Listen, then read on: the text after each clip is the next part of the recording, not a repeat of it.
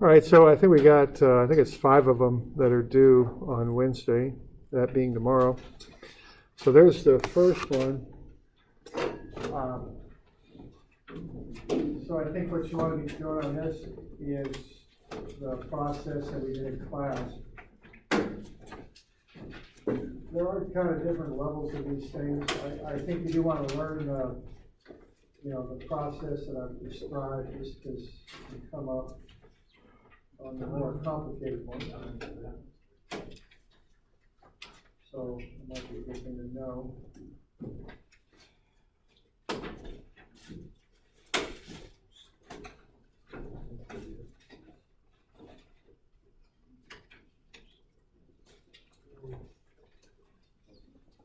All right, so on this one, the official process that I like to use is I like to set a datum. The datum goes on a point that doesn't move.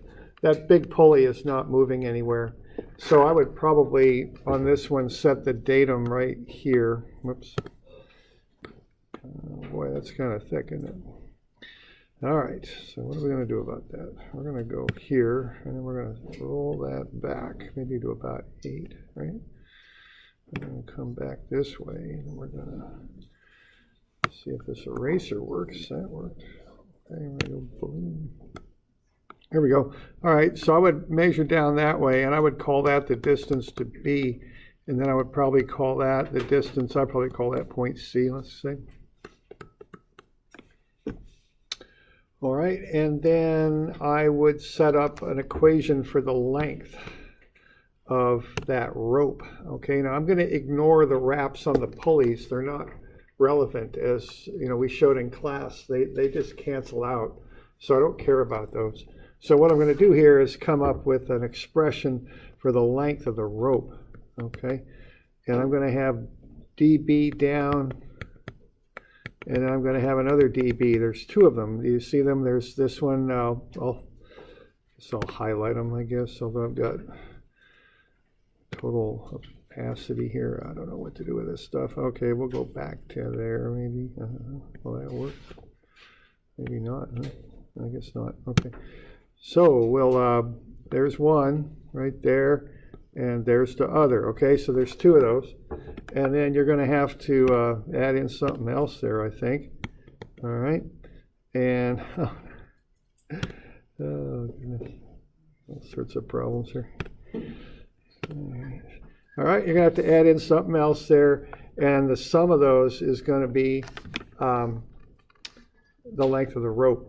Okay, now we're ignoring the wraps on the pulleys because they just kind of cancel out. So when you work through this, you're going to get length is 2 times the distance at B plus that something else, and you're going to take a time derivative. Okay, this is a quick way to do it. And when you do that, see that length is a constant. When we did this in class, we did 2 runs at the length in 2 different positions. And we kind of, the assumption there was the length of the rope was what it was. It's a constant. It doesn't change regardless of the positions of the pulleys. And same thing with that time derivative. That L will zero out when you do the time derivative. And then you can set that equal then to 2 times the time derivative of distance, which is velocity. And then you're going to have another velocity right there, okay? And then you can solve for that other velocity. Well, I'm sorry, no, you'll solve for, you'll end up solving for VB, okay? Now you're going to get a negative answer when you do VB, and if you look at the directions of those ways we're measuring, they're down, so we're kind of considering that to be positive. So that negative answer means that B is actually going up, is the meaning of it. Okay? And there's a variety of ways you could solve that. I mean, it is really as simple as the fact there's 2 ropes, two ropes leading to B, yet only 1 rope pulling down at C. And there's a direct connection between that and the final velocity. It's, this stuff isn't, the simpler ones are pretty straightforward. So is that good, or we got any questions on that one?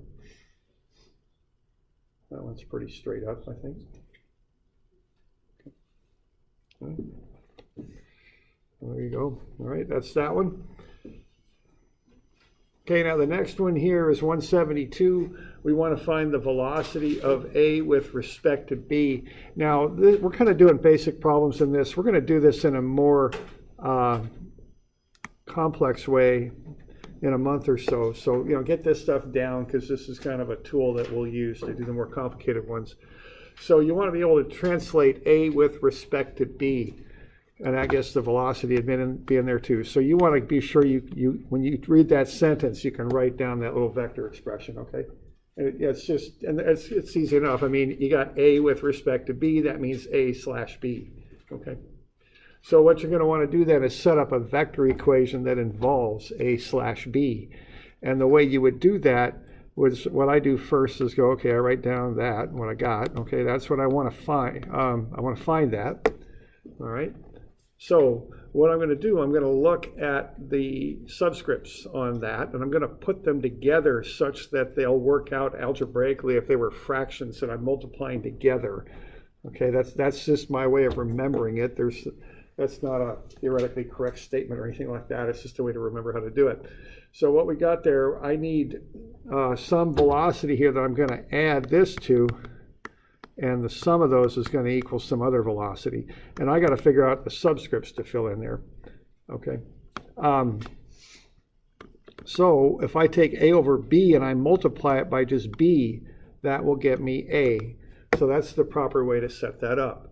So when I look at this as subscripts, I got A is equal to B times A over B. All right. So that's how I remember how to set those up. That's my little it's a hard word to say, mnemonic or something, M-N-O, memory trick is what it means. Okay. So we okay with that for starters? So one thing to remember on this stuff is how to set up those equations, all right? All right. Now, the other thing to remember is that these are vector relationships. You see those vector hats on the top.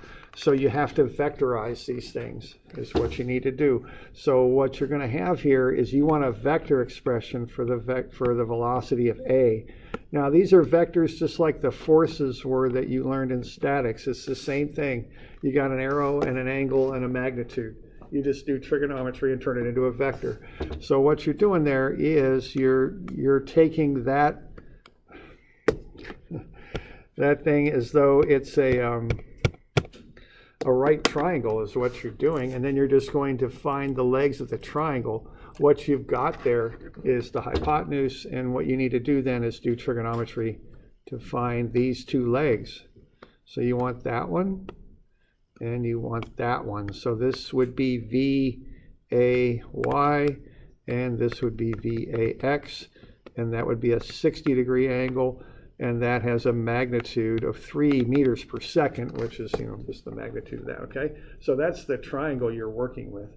So it's just a matter of applying some trigonometry there is what it is. So what you're going to do there to get VA is you're going to take what? Cosine of 60 times 3, okay? That will get you the x component, so we'll represent that with an I unit vector.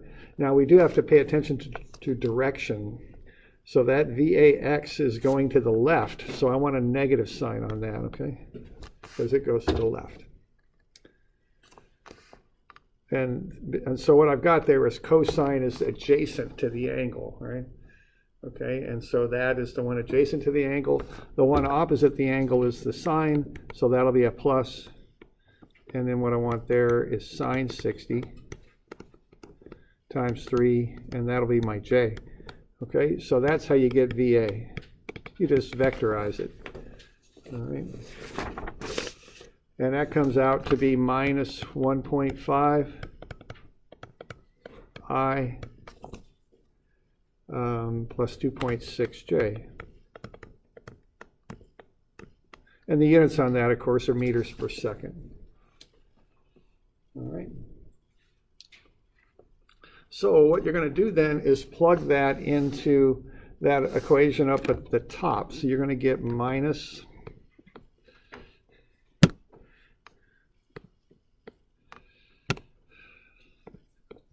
1.50 I plus 2.60j. And then that's going to equal the stuff for B, all right? And they'll have an I and a j component. And then you're going to have the stuff that you actually want to find, which is VABXI plus VABY, and that's the j component. So what you're going to do is solve this stuff out for the i's and for the j's. So you're going to come up with an I equation, and you're going to come up with a j equation. That's how this works. So when you do the I equation, what you're going to have there is you're just going to pull out the stuff for the i's, okay, like that. So what you're going to end up with is minus 1.5 is equal to whatever you get for that other I component plus VA with respect to BX. So you can solve for VABX, and that comes out to be, I think it's negative 2.87 is what I've got, so that should be good. And then you do the same thing for the y's, okay? So these are just doing a little bit of a right angle trig to get vectors and then putting it into an IJ equation. So, and then you do the i's and do that equation, and then you do the j's and you do that equation.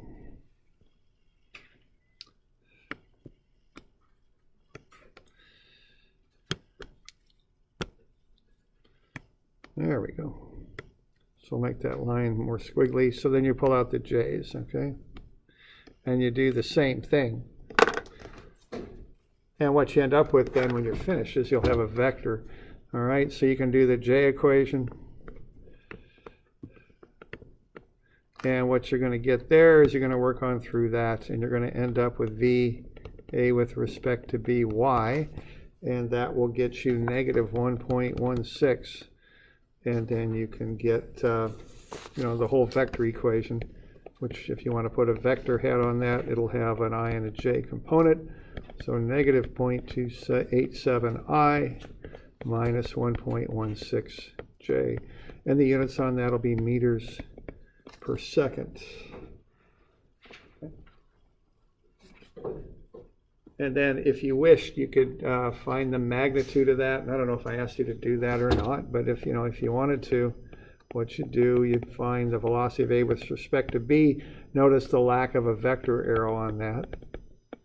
I think in mathematics they tend to put a kind of an absolute value sign kind of thing on that. For whatever reason in engineering textbooks we don't, so we just call out a number, and that would be 3.09 meters per second. And then we could get the angle if we wanted, because sometimes an I and a j component might be what you want. Sometimes we might want a little bit more of what I call a direct answer, which would say we're doing going this fast at such and such an angle. This angle comes out to be 22 degrees, but be a little careful with that because both of those components are negative. Remember, your calculator is a term I always heard for a computer is a fast idiot, okay? And so what a calculator does, there's two possible angles that satisfy arctan of that fraction. And by default, your calculator takes quadrants 1 and 4. This particular one is in quadrant 3, so you have to kind of visually see that you've got a negative x and a negative y, and that means you're going down and to the left, not the up and to the right that your calculator is going to kick out and give you, okay? So you do want to take a look at these things. How much room for deviation from that answer do you allow to be correct? General rule of thumb is if you're within 1%, you're fine. If you're within 1% of what I get, you probably have rounding differences from me. Yeah. If you vary much more than that, there might be something wrong. So that's 3.14 would be too far off the mark. Well, you're getting 0.05. Yeah, you're just it's probably still rounding. I can see what I did. I did it just rounding. Okay, yeah, it's probably just rounding. I mean, the 1% is a pretty good rule, but it's just kind of an arbitrary because we use base 10. That's why I came up with 1%. You know what I'm saying. So 2%, you're probably still pretty good. It's just rounding. Cool. Thank you. Yeah. All right, and again, I guess the other thing I mentioned about that, the question was how far off can you be?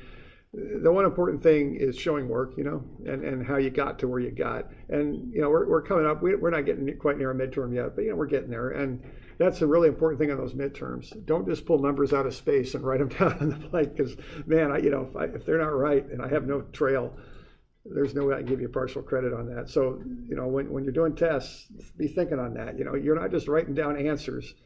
You're showing me that you know what to do. And you always emphasize this because it's important. Learn your different teachers and how they act. I give partial credit, but I got to see how you got to where you got. And, so just be, don't overdo it because, you're in a time test and all that, but just leave steps, leave a track so I can follow it. Then we don't have any real problems then, Okay. All right. So are we okay with that? Any questions on that one? So that's a vector kind of thing. And we'll be doing more of this, so we want to get, comfortable with it, okay? All right. Okay, now the next one is one that I handed this out in class. Has everybody got a copy of this thing? I handed it out. It was also on Moodle. Okay, we need one. I've got them to run a couple, so I'm asking. So, all right. Let's go find this stupid thing. So, let's see. And those of you online, this is in Moodle, is where it is. It's a handout. Okay, for those of you on Moodle, it's right there. It's homework 174. It's under the homework downloads, okay, if you need it.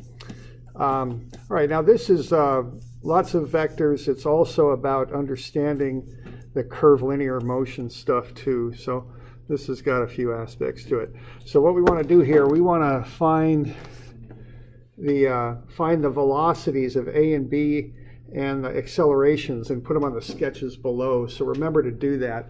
I gave you 2 sketches to be drawing that stuff up.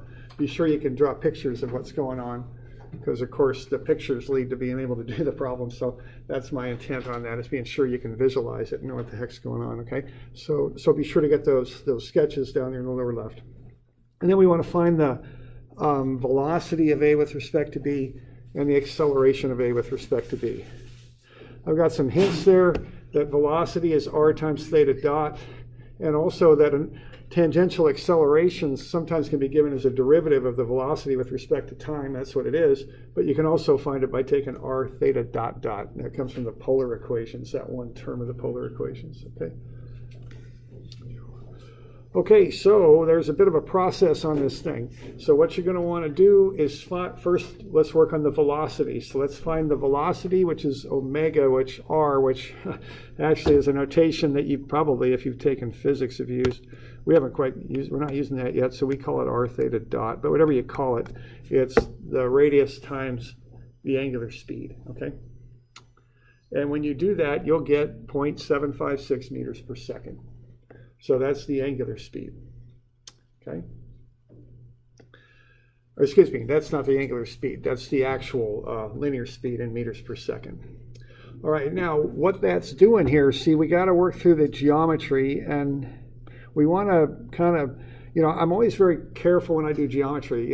Actually, some skills from school translate to the working world more than others. Geometry does. I mean, when you're civil and mechanical, you got to be sure that the stuff you're building works, that it fits together, that the pumps fit in the pump house that you're designing, that the pipes aren't running into each other, that kind of stuff.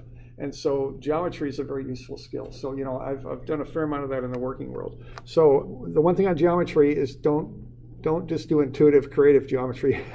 Do it slow and careful and prove it out, okay? So I got a 40 here, and then I got a 40 there, and those are called, I think they're called parallel angles or something like that, okay?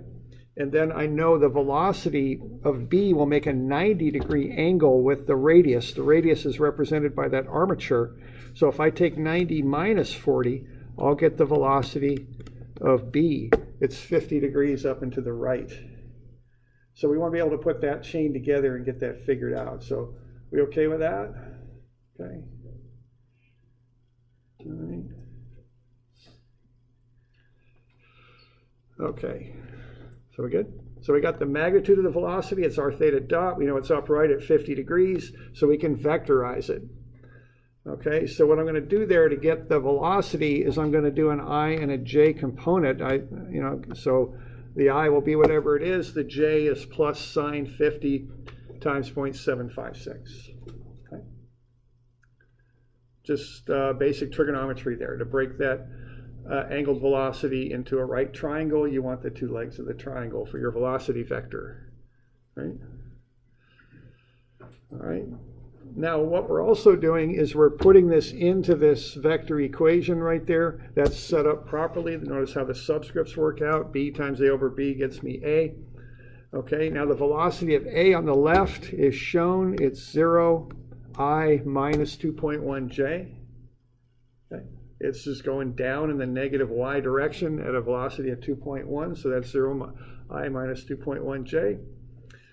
And then I've also got the relative velocity, which I don't know anything about. See, that's what I'm solving for. So I've got VA with respect to BXI plus VA with respect to BYJ. I don't know what it is yet, so I just put it in there as unknowns. And that'll be fine. That's what I'm going to solve for. Now, you might look at that and say, hey, you only got one equation. Why do you got two unknowns? Well, the reason is I don't have one equation. I've got two. That's an XY vector equation, which is actually two separate equations, an X equation and a Y equation. They're just all run together into one line, but that's actually two equations there, okay? And that's kind of a crucial part of working with them. Let's just understand that, okay? All right, then I work out the calculations. So I got 0I minus 2.1J is 0.486I plus 0.579J. That's the velocity of B there in I and J components. And then plus VABXI plus VABYJ. All right, and then I brought the VABXI and the VABYJ. Well, I left it on one side of the equation. I brought the other stuff to the other side, and then I just go ahead and collect terms. So I'm collecting the I terms and the J terms separately. The units are meters per second. Now, when we do this stuff down the line, we are going to want to write VA with respect to B like that in I and J components. Although for this problem, you never really had to do it in the first place because all you're really doing is just solving for VA with respect to B as a vector. And we really, you could have just left it that way really if you'd wanted to. Okay. So I just write everything out as vectors, put it in the proper equation right there, and then just solve for VA with respect to B in a vector sense. Yeah, question there. Are you doing it with respect to the angle of 50 degrees? Okay, the 50-degree angle, that's how I'm defining what VB is. Okay, I can find its magnitude by taking the radius, which is the 0.42 times the angular speed, and that gets me the magnitude, but I want to vectorize it. And so as B rotates around the central point here, it's going off at an angle, and I need to define the angle so I can vectorize it. So what I know is that velocity vector is perpendicular to the radius. The radius is represented by the armature there. The armature makes a 40-degree angle with the horizontal, and so the perpendicular to the armature will make 90 minus 40, which is 50. Is that good? And that's important stuff there. We use this stuff a fair amount. So, if you've got questions on that, let me know, because that's an important concept there, that whole geometric thing we're doing. Okay. Yeah, question there. So is that acceleration for the armature going in or out? The acceleration has two components. We'll get to that next. But there's two components of acceleration, so we have to deal with that in some fashion. We'll get to that here in just a second. But yeah, question there? On the third line there, you have a sine of 50 degrees. Correct, yeah. Is that 40 degrees? No, it's 50 because the armature is 40. The velocity, which is perpendicular to the armature, would be 90 minus 40. It's 50, okay? And that's kind of like that ramp thing where you take, it's the same sort of thing, okay? Yeah. And it's based on the 90-degree angle. Yeah, okay. All right. We're good. And again, you got questions, get this. I want you to get this. It's important. Okay. We're good.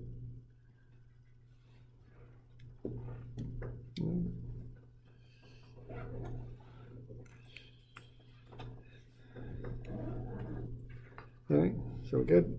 Because the acceleration's like this too, but it's going to amp. It's going to get another little term in there. All right.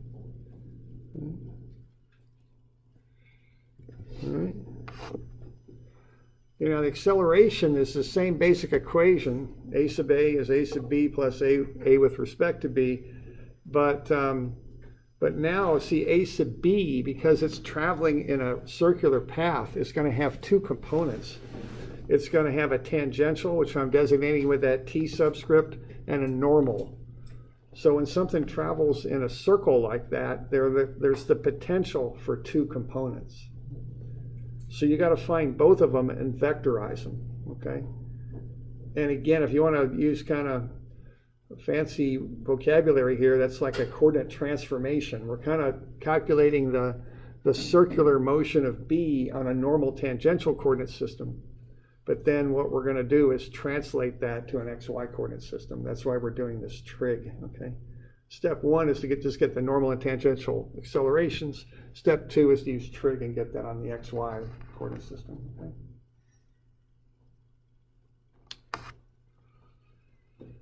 So what we have here is a tangential coordinate, or component, I should say, which, just like the velocity, is upright at 50 degrees. Same thing, same geometry there.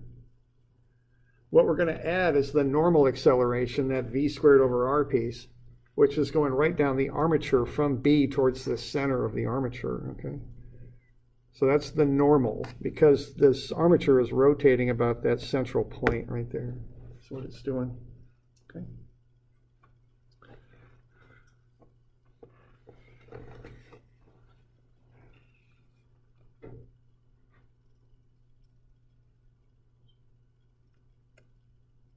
And I didn't call that out explicitly, but the assumption is that the B is rotating about that little point there at the end of the 0.42 meter dimension. It's got a little dot in it, you know, that little circle with the dot, okay?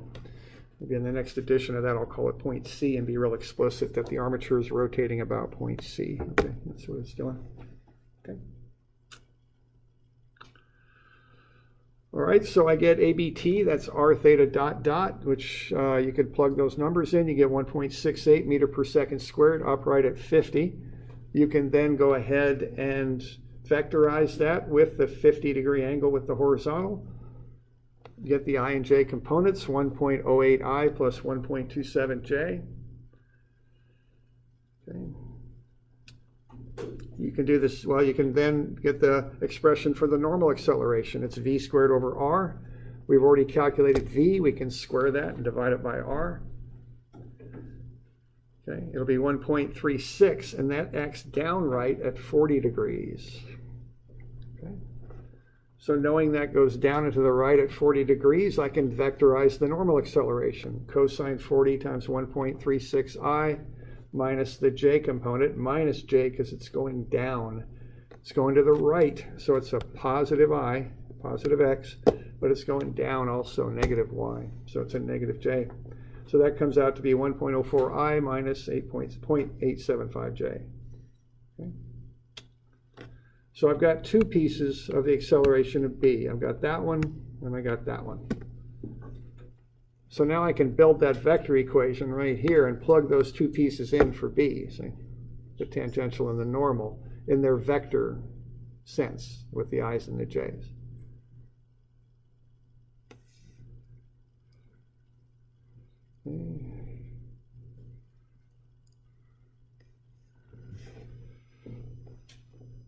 So I'm going to go 0i minus 3j. That's the acceleration here of A. That's right there. That's going in the negative j direction with 3 as that slider accelerates towards downwards, towards B. And then I've got AB. I'm going to have a tangential and a normal for that. So I'm just put those vectors that I got on the previous page in there. And then I've got the unknowns, the relative acceleration of A with respect to BX, that's the I component, and A with respect to BY, that's the J. So that's just a big old vector equation. So I collected terms on either side right there. 0i minus 3j, I take 1.08 plus 1.04. So that one, and I get 2.12i. And then I take 1.287 minus 0.875, 5, and I get 0.412J. And then I'm just going to keep the two components of the acceleration there. For A on the right, I'll take the minus 2.12 there to the left. And I kind of changed the order here when I wrote the answer down. I've got switched left and right there. So I got negative 2.12I minus 3.412J. So that's the relative acceleration of A with respect to B. Okay. Big old vector operation there. Just don't rush this stuff, okay? You know, a little complicated, but just one step at a time. Less errors make for faster work, okay? Because when you make errors, then you got to go back and correct, and then things start getting messed up, okay? So take your time, step by step. Just do the vectors, plug it in, and solve, okay?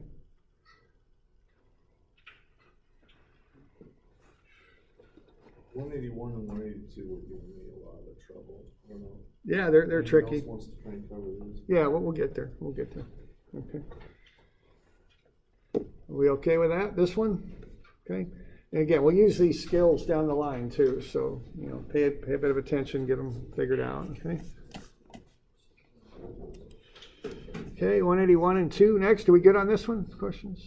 Okay.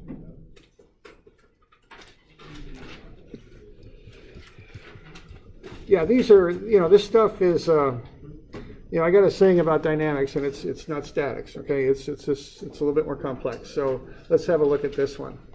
So 181, you know, let me know if you got questions. You know, I got a little bit prepared on this, but, you know, let me know as we go through it.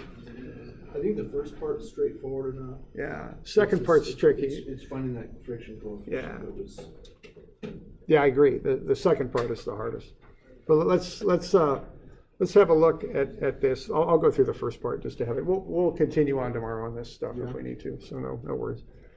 Okay, because this is kind of the core dynamics here too. F equals ma. I mean, this is something, especially if you're a mechanical engineer, you'll see this again a few times. Okay. All right, so I got a ramp. I got a block on the ramp that's going to slide down the ramp. Now, whenever I see that, I immediately start thinking, okay, I'm going to go with an inclined coordinate system, something like that. That's normally the easiest way to handle that. So that means I got to take the weight and I got to break it into components. The sine of the ramp angle times the weight will get me the component parallel to the ramp. The cosine of the ramp angle times the weight will get me the component normal to the ramp. So that's 44.1. That's going to make the block slide down the ramp, and 52.6 that's normal to the ramp.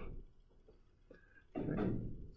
Now I'm going to have friction acting on this too, so I'm going to go sum of Fy prime, set that equal to 0, because it is accelerating, but in the x prime direction, not in the y prime direction.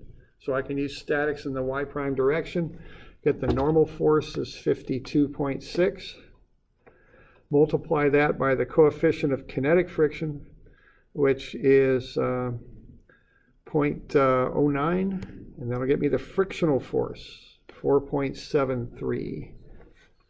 So now I've got a nice free body diagram that's kind of normed to that ramp. I'm going to go sum of Fx prime is max prime.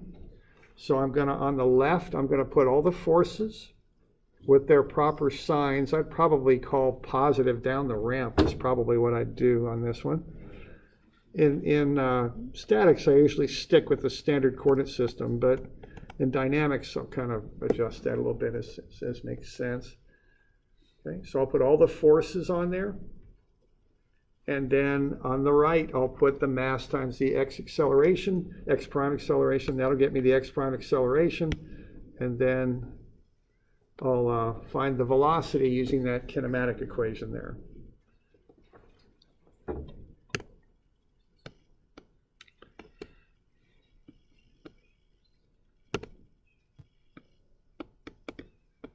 So we doing all right with that? That's the deal on the ramp. Are we good? Okay. All right. All right, now the next part is a little tricky. Now there's a nice way around this. So, and this kind of gets to a good way to approach these engineering problems is don't overthink them, okay?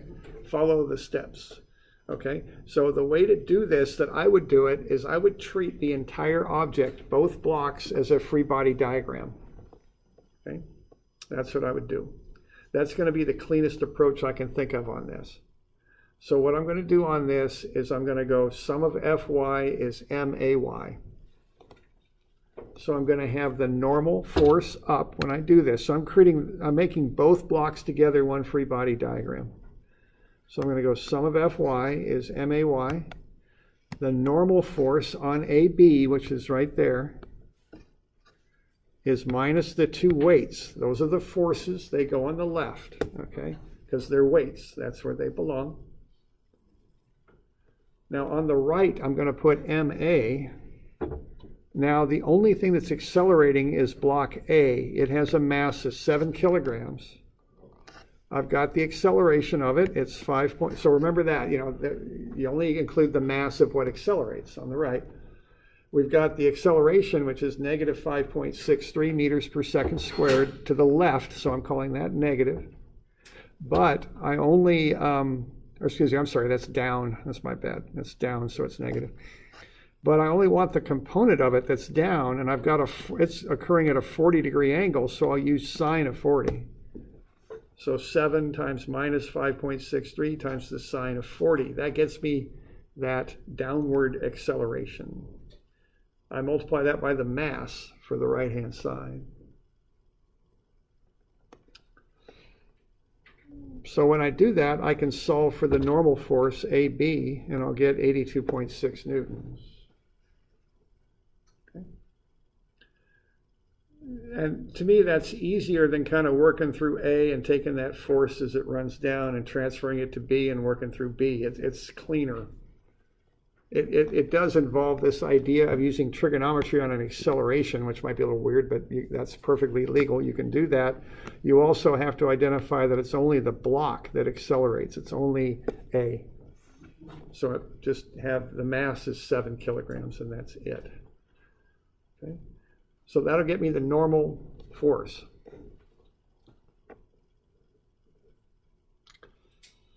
Okay, then I'm going to go sum of Fx is MAX. I'll call left positive.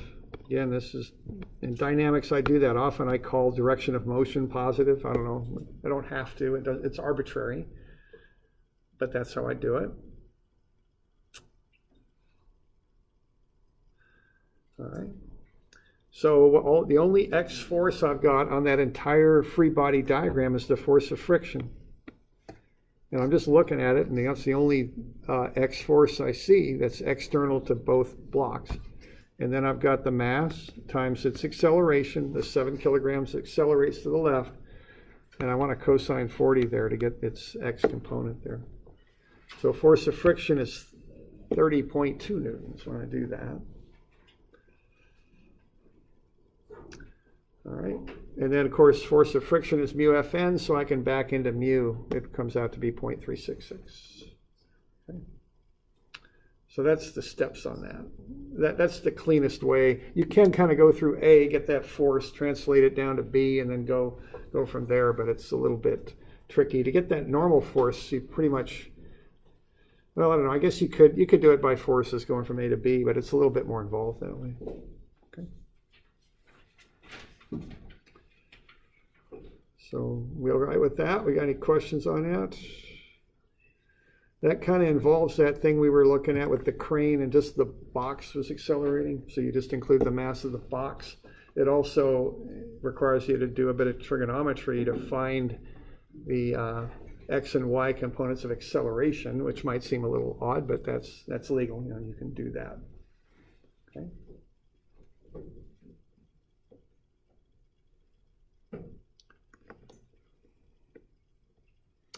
All right. We're about out of time here, so we'll cut it here. I'll cover 182 tomorrow. You can turn this stuff in on Thursday if you like. Okay, that'll be all right. We didn't quite get through it. All right.